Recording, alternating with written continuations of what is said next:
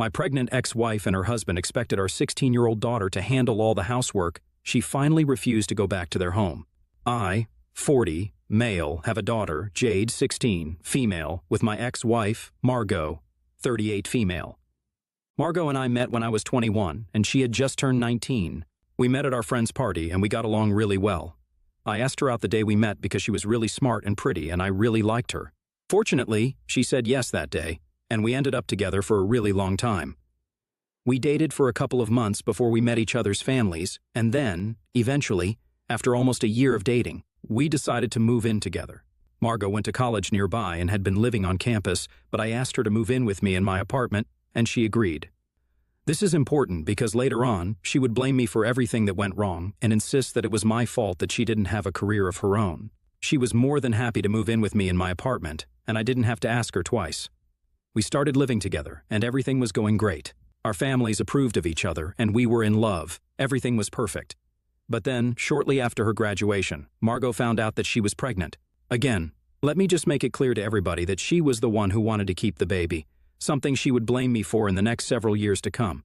I was okay with whatever decision she made because it was her body, and I didn't think I would have a problem with anything.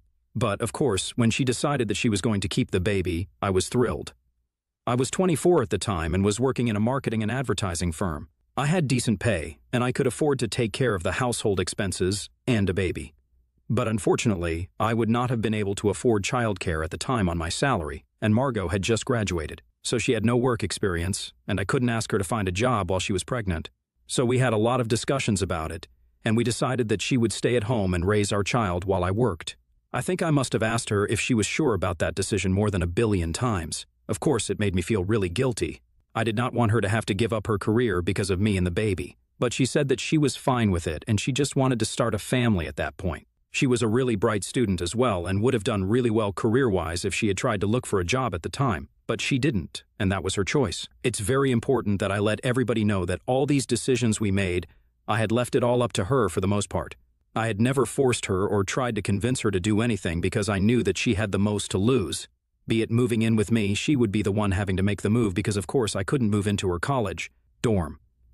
The decision to keep the baby and not terminate the pregnancy was also entirely hers because, again, she would be the one who would have the most to lose. She would be carrying the baby, and she would be the one unable to find a job after graduation, which was the most crucial time. So I had never talked to her or tried to convince her to do anything that wasn't in her best interest. Even the decision that she made about being a stay-at-home mom was all hers as well, and I was just there to support her along the way. But unfortunately, just when the going got tough, she started blaming me for everything. A couple of months after our daughter was born, she started exhibiting symptoms of postpartum depression, and I decided to talk to her parents so they would convince her to start therapy. I'd already tried to talk to her about it myself, but she told me that it was nothing and would get really irritable whenever I would bring it up. If I'm being honest, I was just really scared that she would end up doing something to the baby out of anger or something because I've heard stories, so I really wanted her to get help. But she was not willing to admit that she had any problems at all.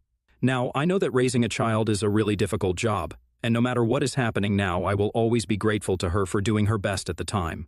However, I still have to say that she had become a really difficult person to live with in the years following Jade's birth. She would constantly be mad at me, and in the first couple of months, I could understand the logic behind it. I expected it to go away with time, but even after almost a year or two had passed, she still seemed to be mad at me all the time. We couldn't even talk to each other without everything turning into a fight, and I always felt like she was looking for an excuse to fight or argue with me. She would snap at me for the smallest reason, and even though I would let it go most times, it was really difficult to do so because I was doing my best at work. After slogging for more than half the day at work, nobody enjoys coming back home to a perpetually annoyed and angry wife. With time, I found it harder and harder to let things go or just drop a fight, and it would just keep escalating. She would always keep blaming me for everything that went wrong in her life, and I could never understand why. I've already mentioned that all the choices she had made were completely her own, and I hadn't ever tried to influence them. But even then, every time we were arguing, she would bring up how she had sacrificed everything for me, and I couldn't even be grateful to her for that. I don't know where she got that from because I was always looking for opportunities to make her realize that I was grateful for everything she had done for me and our family. I would organize dates every weekend and try to take them out for dinner at least 4 times a month to fancy places because I knew how much Margot enjoyed it. I would celebrate every milestone with great pomp and extravagance, but nothing ever seemed to be enough for her. She would still keep complaining about how I was just never grateful, even when I would take her out for dates and stuff. She would keep looking for excuses to fight with me and would never just be in the moment and try to enjoy it. It was all getting frustrating for me because I was sick of getting blamed for every single thing.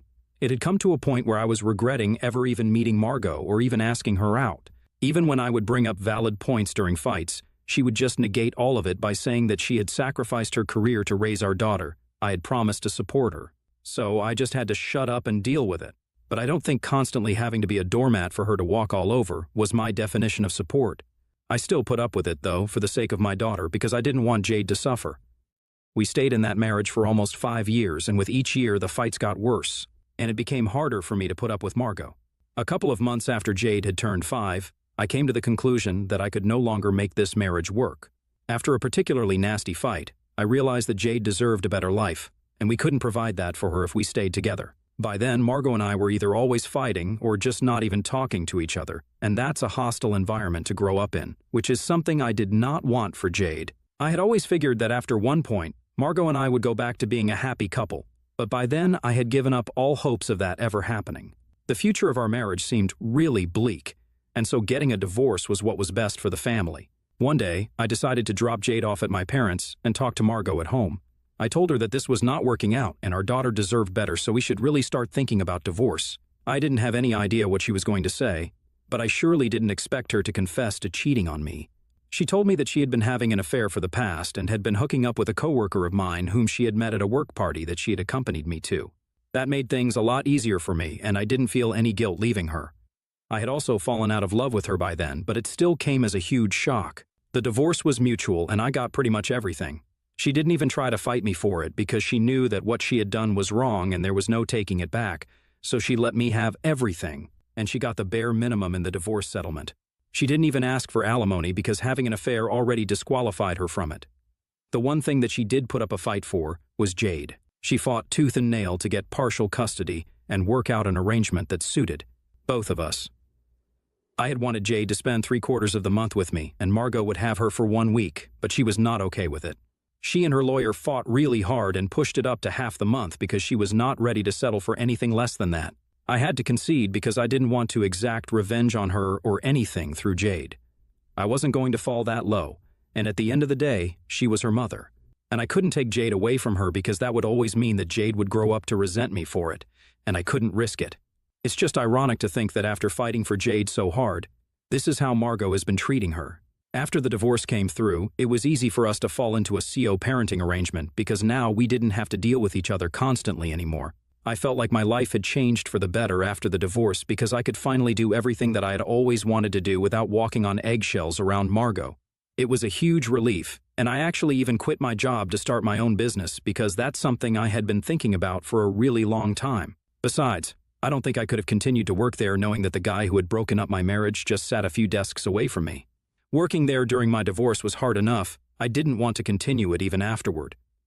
I know for a fact that the two of them broke up shortly after Margot announced our separation online because she was the one who told me about their breakup while apologizing to me for everything once again. But at that point, the apology and everything meant nothing to me. I just stayed in touch with her because we had to co-parent Jade. Had it not been for her, I would have had no reason to talk to her ever again. But anyway, we kept the contact to a minimum after the divorce, and even until today, we don't talk unless it's absolutely necessary. It's been more than a decade since our divorce, and both of us have moved on completely. She got married a couple of years ago to a guy whom we'll call Shane. From what I know, my ex-mother-in-law set her up with that guy, and they got married after about 2 years of dating. I'm not sure, but I think he's an architect, and I've heard good things about him. Good for her, I guess. I have also had my fair share of flings and casual relationships, but nothing too serious. Right now, nobody wants to date a guy with a teen daughter. But a couple of months ago, all of us received a huge shock when Margot announced that she was pregnant for a second time. Of course, given her age, I thought that it was a little risky, but it's not my place to say anything. Besides, plenty of women go for a late pregnancy now with all the advancements in the medical field, and I honestly wish the best for her. The least I could do was congratulate her, and that's exactly what I did. I left it at that, and she thanked me for it. That was all the interaction that I had with her when she first announced it about 4 months ago. But after that, I started noticing that Jade would always be very reluctant to go stay with Margot, and she would always seem very tired and unhappy whenever she would come back.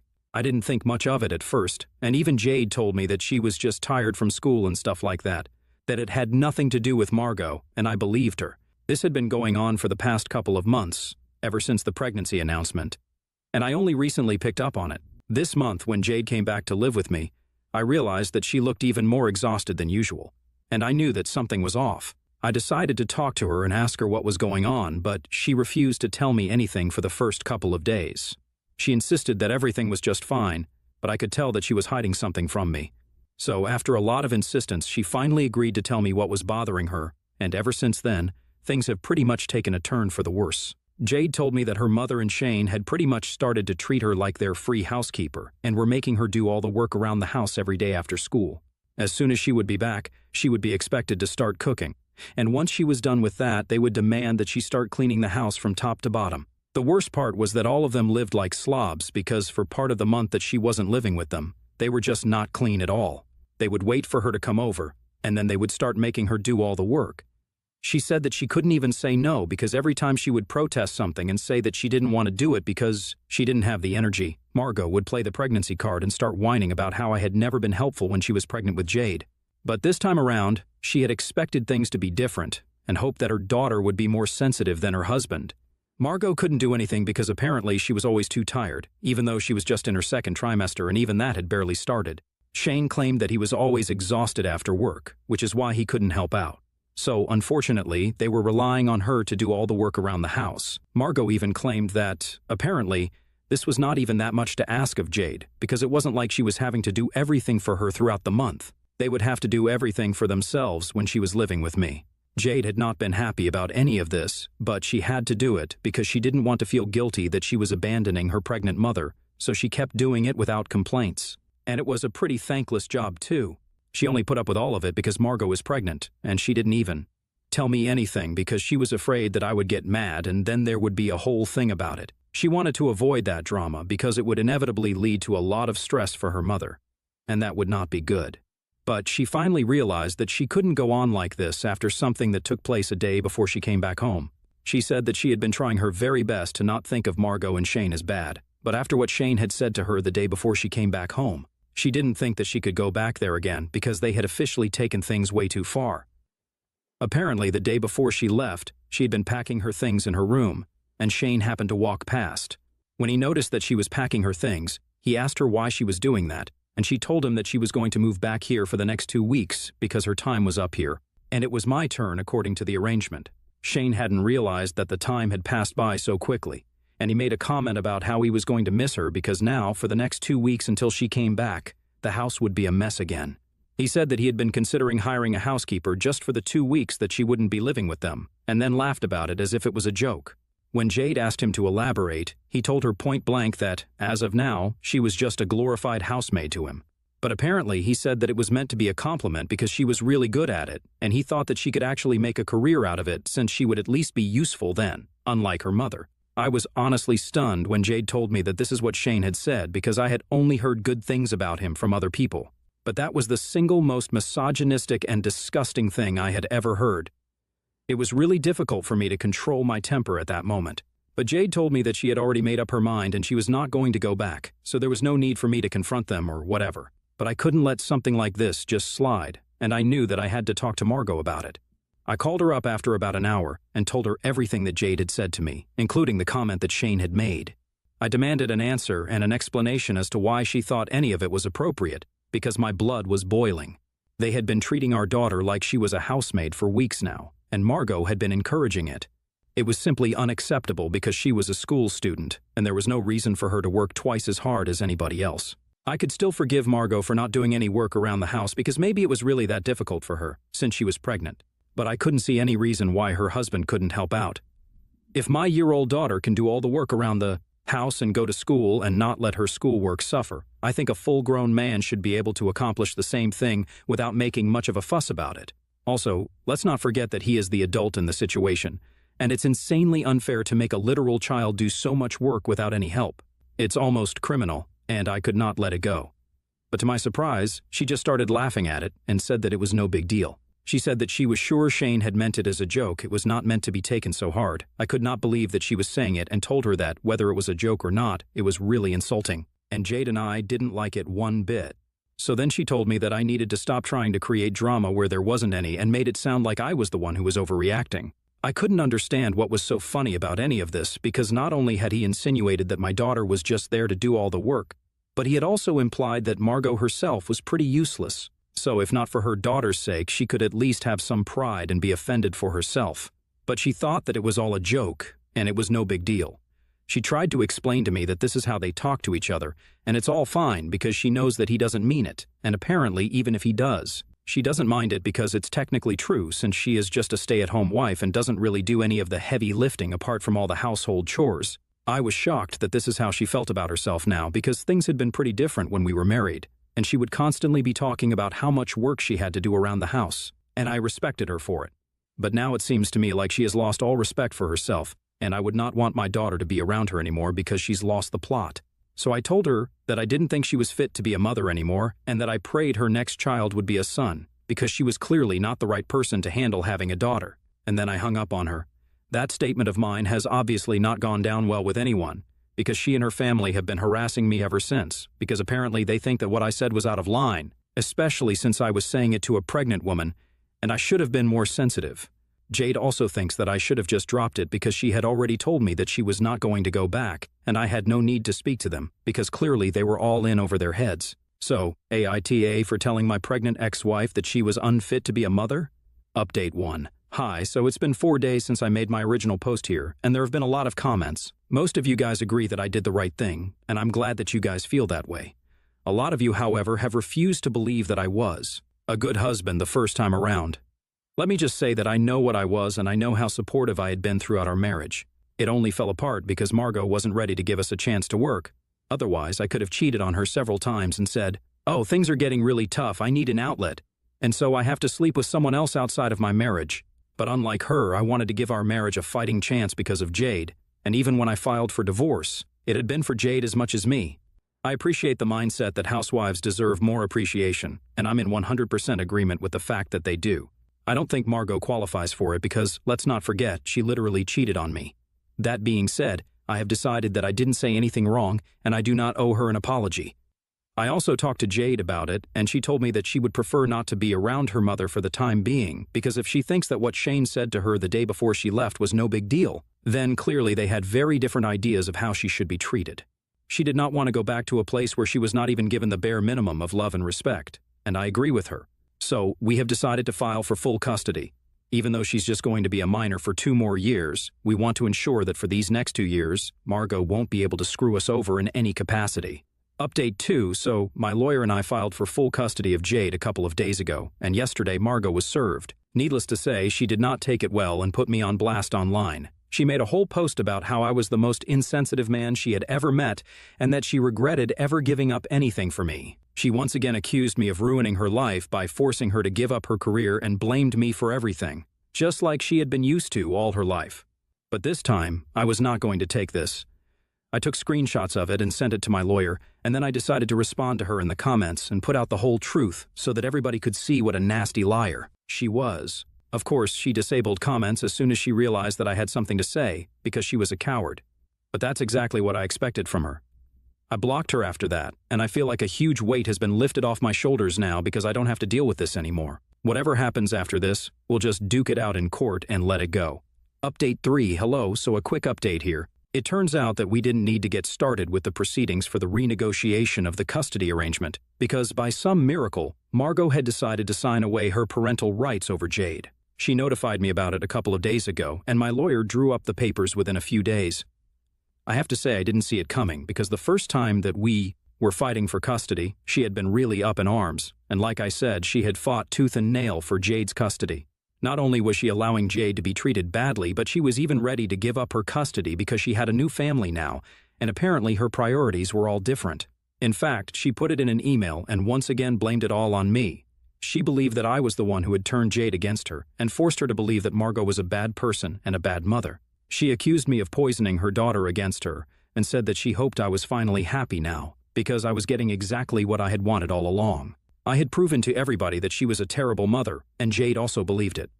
I don't even know how this could be my fault, because it's not like I told them to treat Jade badly. She herself didn't want to live with Margot or Shane anymore. which is why she said that she would appreciate it if I had full custody. Terminating her parental rights altogether seemed a little extreme, but that was her choice, and so far, I'd never tried to stop her from doing anything that she wanted to, and neither was I going to do so now or in the future.